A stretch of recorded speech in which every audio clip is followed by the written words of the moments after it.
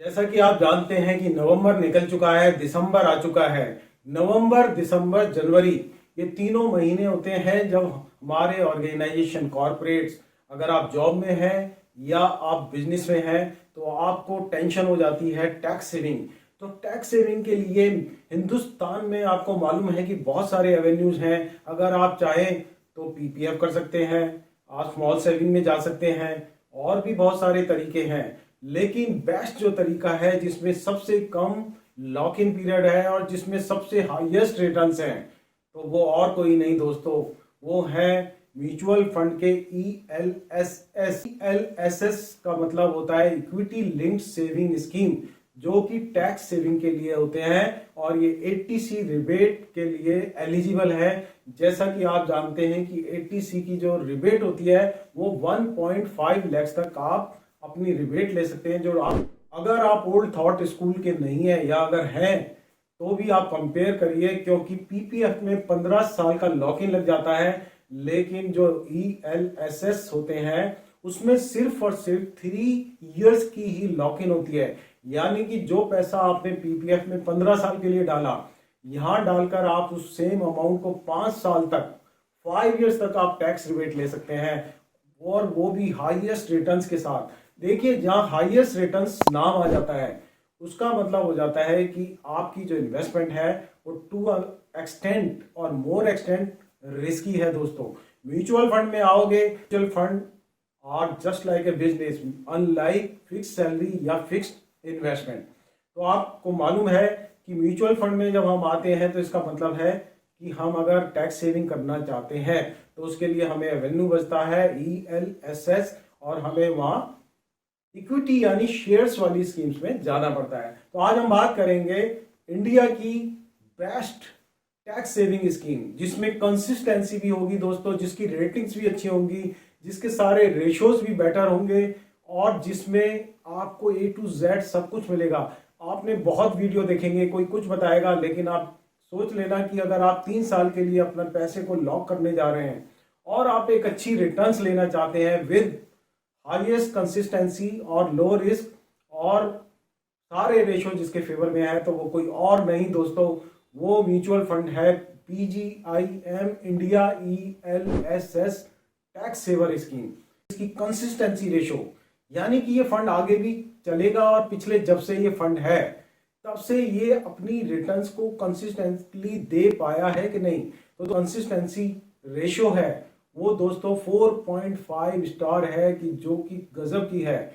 और वॉलेटिलिटी जो है इसकी टुवर्ड्स मार्केट, वो भी यानी प्रोटेक्शन जो है वॉलेटिलिटी से, वो भी 4.5 है, जो कि एक फैंटास्टिक है। वैल्यू रिसर्च की रेटिंग्स है वो 4 स्टार रेटिंग्स है, और जो ET मनी ने भी इसको एक अच्छी रैंकिंग दी है। ये दोस्तों एक रैंक, ये रिसर्च के बेस पे मैं आपको बता रहा हूँ, बहुत सारे रेशोज को देखने के बाद, बहुत सारी चीजें देखने के बाद और अपने एक्सपीरियंस के साथ।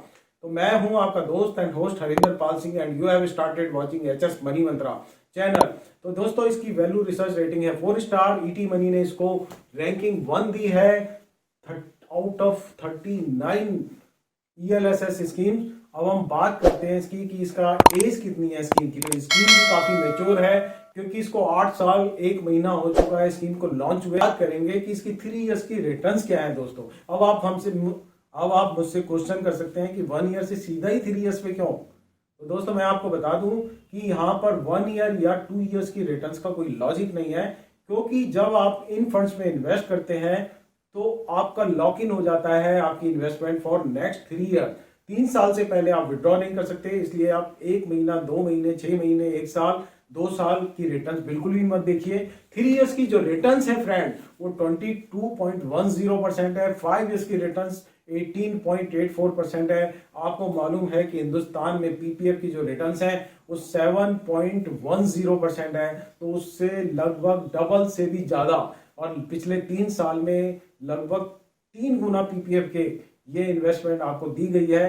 तो अगर आप पीपीएफ में इन्वेस्ट कराना चाह रहे हैं तो मैं आपको बोलूंगा कि 50-50 रेशो कर दीजिए, आधा इसमें लगाइए और आधा लगाइए पीपीएफ में, और फिर 3 साल के बाद दूध का दूध पानी का पानी कि किस स्कीम ने क्या रिटर्न दी। इसका लॉक इन आपको बताया कि 3% है, और एक्सपेंस रेशियो जो है इसका 0.82% है।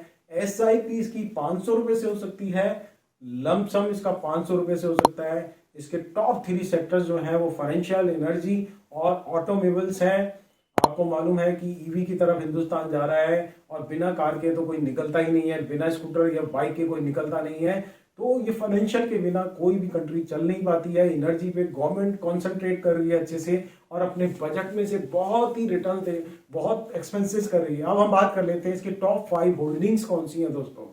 HDFC बैंक टॉप होल्डिंग में है, ICICI bank limited top holding में है, रिलायंस इंडस्ट्री भी इसकी टॉप 5 होल्डिंग में है, एक्सिस बैंक को भी लिया हुआ है और 5वीं जो कंपनी है वो है इंफोसिस।